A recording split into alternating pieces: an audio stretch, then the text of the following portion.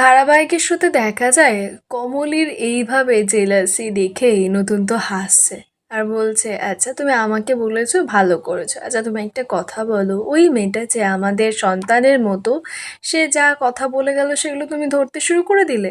ধমকে চুপ করিয়ে দিতে পারলে না, বলতে পারলে না যে আমার যেটা কাজ তুমি আমাকে শেখাচ্ছ? তুমি কে হে যে তুমি আমাকে শেখাচ্ছ যে এর যত্ন কিভাবে নিতে হবে, খাওয়া দাওয়া করাতে হবে? তুমি ওখানে চুপ করে শুনে, তোমার তো কথা বলা উচিত ছিল তাই না? আর তুমি সেটা না করে চুপ করে সবকিছু শুনে আর এখন আমার উপরে মেজাজ দেখাচ্ছ। আমি না একটু মানতে পারছি না। কি হয়েছে তোমার, হ্যাঁ? তুমি জানো একটা কথা, যে আমি তোমাকে কিন্তু খুব ভালোবাসি। আমি সম্পূর্ণভাবে তোমাকে পাই বা না পাই তাতে কিচ্ছু যায় আসে না। হ্যাঁ, হয়তো ইনডিফারেন্স হবে, ঝগড়া ঝামেলা তো লেগেই থাকে, কিন্তু তুমি জানো না যে আমি তোমাকে কতটা ভালোবাসি। কমলিনী বলছে, কতবার করে আমাকে বলে গেল আমি যেন তোমার যত্ন নিই, এমন করে বলছিল আমার যেন মনে হচ্ছিল আমি তোমার যত্ন নিই না। তো নতুন বলছে, তুমি ওকে বকলে না কেন? ও একটা বাইরের মেয়ে, তোমার তো ওকে বকা উচিত ছিল। ওকে বোঝানো উচিত ছিল যে আমার উপরে সম্পূর্ণ রাইট শুধুমাত্র তোমার। তোমার ওকে শাসন করা উচিত ছিল। একটু ছিটগ্রস্ত তো, বকে দিতে হতো। যে মেয়েটা জানেই না কোথায় কি বলতে, অবশ্য তোমাকে হার্ট করার জন্য কিছু বলেনি, সিরিয়াসলি বলেনি। কমলিনী বলছে সিরিয়াসলি বলেছে, নতুন বলছে একদম না, ও বাড়িতে আসার আগে আমাকে বলেছিল যে ও আমার নামে কমপ্লেন করবে তোমার সামনে, মজা করেই বলেছিল। কমলিনী বলছে সরি, ইস আমার একদম উচিত হয়নি এইভাবে মাইন্ড করাটা। নতুন বলছে ইটস অল রাইট। কমলিনী বলছে মানে? নতুন বলছে আমি বুঝতে পারলাম যে তুমি তার মানে আমাকে ভালোবাসো। কতটা গভীরভাবে ভালোবাসো। ভালোবাসার মধ্যেই তো পজিটিভনেস কাজ করে, তারপর একটু জেলেসি, এই জন্যই তো রাগ করেছো। এটা আমার জানা রইলো, সো আই অ্যাম হ্যাপি। কিন্তু এইবার থেকে ওই মেয়েটা কিছু বললে ওকে বকে দেবে, আমি কিছু মাইন্ড করবো না আর ও কিছু মাইন্ড করবে না। কমলিনী বলছে খুব ভালো করে দেখছি তো তুমি জেনে গেছো ওকে, খুব ভালো করে স্টাডি করেছো ওকে তাই নাকি?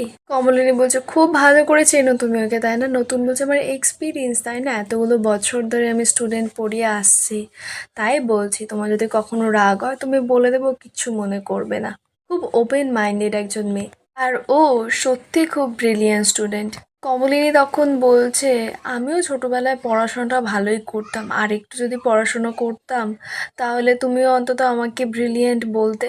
তো নতুন তখন হাসছে আর বলছে, সবাই কি সব কিছুতে এক্সপার্ট হয়? কেউ কেউ পড়াশোনায় ব্রিলিয়েন্ট হয়, কেউ কেউ অন্য কোনো কাজে ব্রিলিয়েন্ট হয়।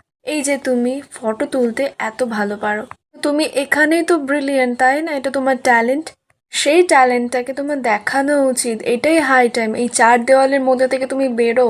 কমলিনী তখন ঠিক করে যে ও ফটোগ্রাফি ক্লাসে যাবে, কিন্তু মিঠির জীবনটা একটু ঠিক হয়ে যাক তারপরেই ও যাবে।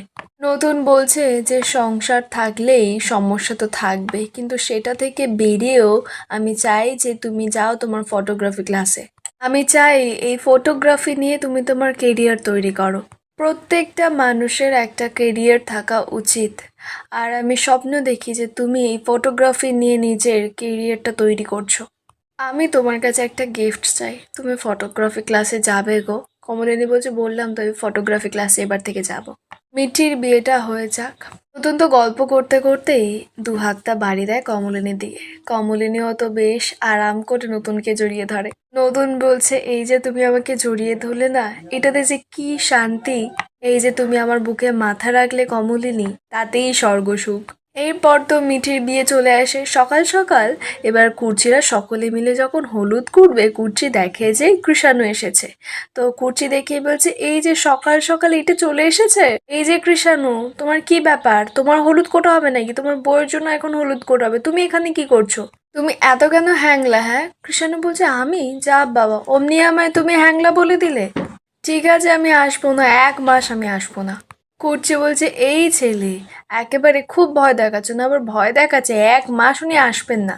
মিঠি দিদা তখন কৃষাণুকে মজা করে বলছে, ঠিক আছে তুমি যদি নাই আসো আমি নয় তোমার বাড়িতে চলে যাব। এই বড় বউকে আগে বিয়ে করে নেবে, তারপর না হয় ওই ছোট বউয়ের কথা ভাবা যাবে কেমন। কমলিনীর দাদা তখন কমলিনীকে বলছে, বুঝলি বুড়ি, এই আজ থেকে এই বাড়িতে আমি বডিটা ফেলে দিলাম, এই বাড়ি থেকে আর আমি নড়ছি না, ঠিক আছে? কমলিনী বলছে, ফেলে দিয়েছিস বেশ করেছিস, তুই কি ভেবেছিস সে তুই আমাকে বললে কথাটা আমি ভয় পেয়ে যাব? বিয়ে বাড়িতে যত লোক আসবে তত বেশি তো আনন্দ হবে, তাই না? কি ভেবেছিস? চিন্তা করিস না, এত বড় বাড়ি, একেবারে মেঝেতে ঢালা বিছানা করে দেবো, সবাই মিলে আনন্দ করে শুয়ে পড়বে দেখবি। বর্ষা মনে মনে বলছে, খুব আনন্দ করো, তোমাদের আনন্দ করার দিন এগিয়ে আসছে, দাঁড়াও না, যেমন তুমি আর তোমার মেয়ে, তোমাদের দুজনকেই শায়েস্তা করব, তবেই আমার নাম বর্ষা। কম শাস্তি দিয়েছো নাকি আমাকে? বর্ষা তখন নাটক করে করে সবাইকে বলছি, আমাদের বাড়িতে কত লোক, কি মজা হচ্ছে আমার। বর্ষা রশ্মিকে বলছো, ওমা মামি তুমি এইভাবে চুপ করে কেন বসে আছো? তখন রশ্মি বলছে, আমি বাবা এইভাবেই চুপ করে থাকবো, আসলে আমি তো এখানে আসতেই চাইনি, জোর করে এখানে নিয়ে এলো, আর বুড়ি নিজে গিয়ে এতবার করে বলে এলো তাই এলাম, নাহলে আমি তো এসবের মধ্যে থাকতেই চাইনি। আগের অপমানটা তো আমি আর ভুলতে পারিনি। মেয়েটি তখন রশ্মিকে বলছে, আর কিছু মনে রেখো না মামি, আমি তো এই বাড়ি থেকে চলেই যাব। তো রশ্মি বলছে, সে তো তুই তোর বাড়ি থেকে চলে যাবি, কিন্তু আমি আমার অপমানটা কি করে ভুলি বলতো? প্রসূন তখন রশ্মিকে বলছে, ঠিক আছে ঠিক আছে, ওগুলো অনেকদিন আগে হয়ে গেছে, বাদ দাও না, এখন এখানে একটা আনন্দ অনুষ্ঠানে এসো, আনন্দ করো না। বর্ষা তখন রশ্মির কানে কানে বলছে, আমি তো আছি মামি, তুমি চিন্তা কেন করছো? রশ্মি বলছে, সেই কারণে তো এলাম। কি অদ্ভুত, এদের কীর্তির কথা জানতে তো আর বাকি নেই আমার। কি যে হলো মেয়েটার, হঠাৎ করেই বলছে নাকি টিউমার হয়েছে, অপারেশন, ছাই অপারেশন হয়েছে, ওই যা যা করে এসেছিল না, সব ওই অকাজ কুকাজের ফল। বর্ষা বলছে, তোমাকেই তো বলবো আমি। রশ্মি বলছে, আমিও তো শোনার জন্য এসছি, কি বলবে বলো? বর্ষা বলছে, একটা প্ল্যান আছে, পরে বলবো। কুর্চি তখন বর্ষা ওদেরকে বলছে, কি ব্যাপার তোমরা এভাবে আলাদা করে কথা কেন বলছো? বর্ষা তখন হ্যাঁ হ্যাঁ হি হি করছে। তখন কুর্চি বলছে, এখন কি এইসব হ্যাঁ হ্যাঁ হি হি করার সময়? তুমি তো বাড়ির বড় বউ বর্ষা।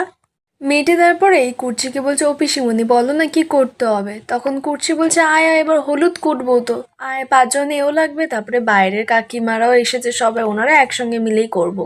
মেয়েটি তখন কুর্চিকে বলছে, তার মানে আমার এখানে কিছু করার নেই তাই তো? কুর্চি বলছে, এই তোর বিয়ে, তুই আবার এখানে কি করবি? তুই কি আবার হলুদ কুটবি নাকি? দেখো কাণ্ড মেয়ের। বাবিল তো মিঠির সঙ্গে ইয়ার্কি মারছে। তখন মিঠি বাবিলকে বলছে, তুমি ওর সঙ্গে ইয়ার্কি মারাটা বন্ধ করবে, যাও গিয়ে কাজ করে একটু মিষ্টিগুলো প্লেটে প্লেটে বাড়ো। তখন বড় ঠাম্মি বলছে, কেন?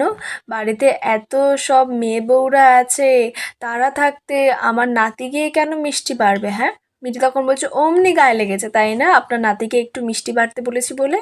অয়ন তখন বলছে, আচ্ছা ঠিক আছে, আমার তো কোনো কাজ নেই, সে আমি বসেই আছি, আমি যাই গিয়ে মিষ্টিগুলো বাড়ি। তখন কুর্চি অয়নকে বলছে, "এই একদম না, তুমি মিষ্টি বাড়ার থেকে হাফ সাবার করে দেবে।" অয়ন বলছে, মানে তুমি আমাকে অপমান করছো কুর্চি, আমার কিন্তু এসব একদম ভাল লাগছে না। অয়ন নতুনকে বলছে, এই অপমান কিন্তু আমি সহ্য করতে পারছি না নতুন দা, তুমি কিছু প্রতিবাদ করো। নতুন বলছে, হ্যাঁ আমি একদম অয়নের পাশে কুর্চি, তুমি কিন্তু এটা বলা একদম ঠিক করনি। কমলিনী তখন কুর্চিকে বলছে, দিদি ভাই দেখো, এই কদিন তুমি অয়নদাকে কিচ্ছু বলতে পারবে না, একদম কোনো শাসন নয়। অয়ন তখন কমলিনীকে বলছে, আপনি আমার কষ্ট তাহলে বুঝলেন বৌদি, আর বলবে না, জীবনটা আমার একেবারে যে কি অবস্থা। বাড়িতে ছেলের বউ এলো না, তারপর থেকে একেবারে জোট বেঁধে ফেলেছে, ওনারা 3 জন একদিকে আর আমি আর একদিকে, সারাদিন শুধু শাসন শাসন, জীবনটা যেন আমার একেবারে কালো রাত্রি হয়ে গেছে, ভাল লাগে না আমার।